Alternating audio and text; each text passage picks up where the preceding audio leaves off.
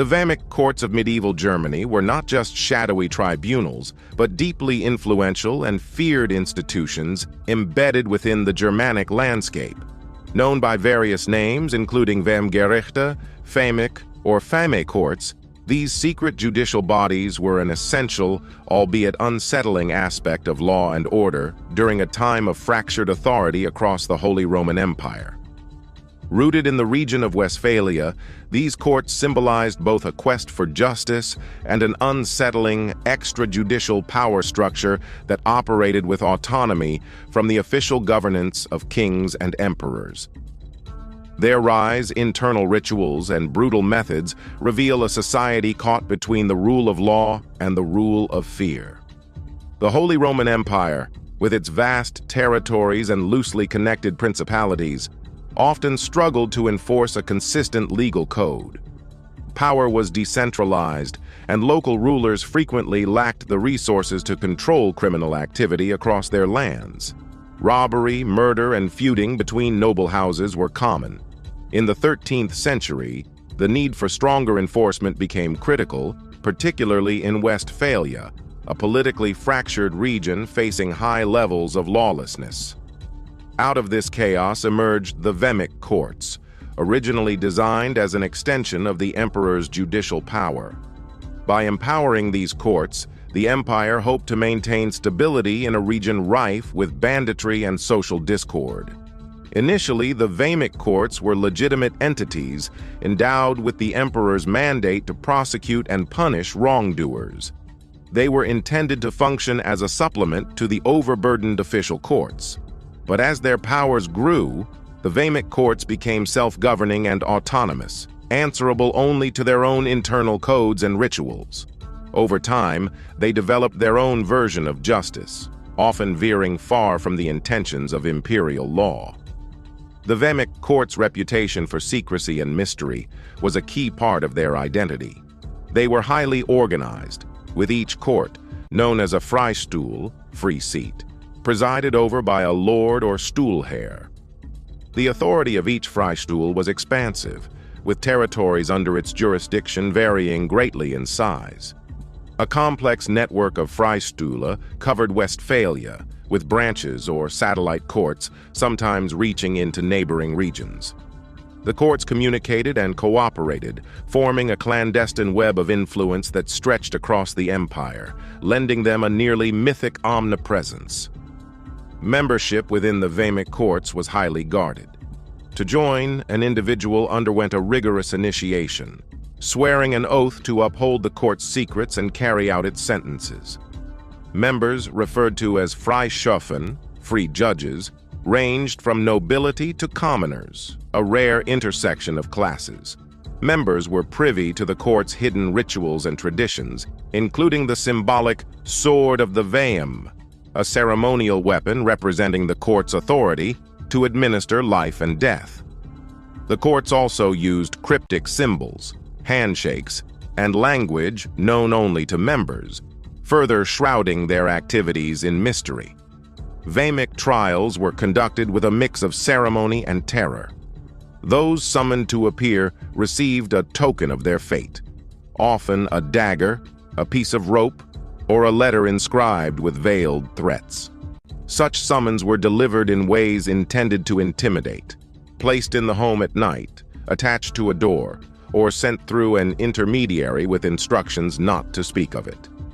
The recipients of these tokens understood that ignoring the summons could be a death sentence, as failing to appear marked them as friedlos, outlawed, essentially declaring them fair game for execution. Trials typically took place in hidden locations, often outdoors or in secluded ruins, creating a forbidding atmosphere. When the accused arrived, they were confronted by a panel of Vehmic judges, whose faces were sometimes obscured by masks. The accused were not given formal defense representation, nor were they guaranteed the chance to speak in their own defense. Evidence, if any was presented, was often circumstantial or based on accusations by court members. Verdicts were swift, and the guilty were rarely shown leniency. Most verdicts resulted in capital punishment, with hanging being the most common sentence, though other methods, such as beheading or, in rare cases, burning, were employed for severe transgressions. Executions were typically carried out with little ceremony, but their effect was magnified by the distinct marks left on the bodies. A body executed by the Vehmic courts might bear an emblematic V cut into the flesh, serving as a chilling signature. These marks became a recognizable and feared symbol throughout the empire, reminding people that the Vehmic courts could reach anywhere, at any time, and act as they saw fit. The Vehmic courts left a profound mark on the medieval psyche. Tales of their power spread quickly, as did stories of those who had vanished after falling afoul of the courts. Nobles and peasants alike feared the court's reach. They operated outside the constraints of official justice and could pursue vendettas, enforce arbitrary judgments, and kill with impunity. Their rulings were rarely questioned, and their secretive nature gave rise to the suspicion that they often abused their power to settle personal scores or protect the interests of influential members.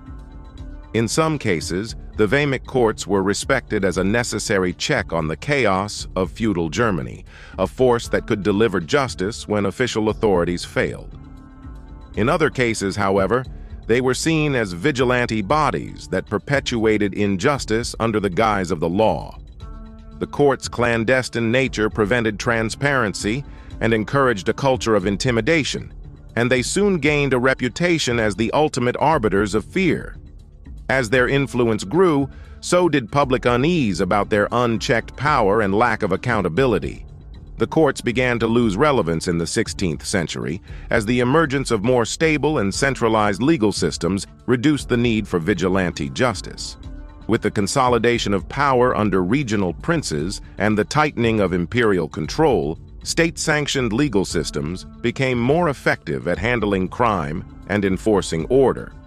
By the early 17th century, the Vehmic courts had largely disbanded, with only traces of their organization remaining. Occasional trials were still held, but they lacked the terror-inducing presence that once gripped medieval Germany. Yet, even in decline, the legacy of the Vehmic courts persisted in German folklore and popular imagination. They were often depicted as ghostly and vengeful specters, hidden judges who might still emerge from the shadows to execute justice. Their influence is apparent in the stories of secret societies and underground tribunals that followed, with certain symbols, rituals, and oaths echoing the practices of the Vehmic courts. Even the modern conception of vigilante justice owes something to the fearsome image of these medieval judges who once ruled in secrecy.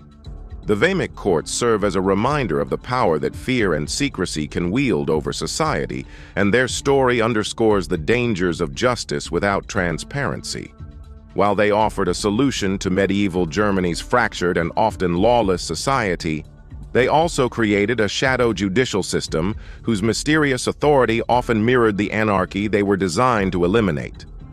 The courts stand as a dark testament to the era's struggle for control, revealing both the necessity and danger of justice veiled in secrecy and power executed without restraint.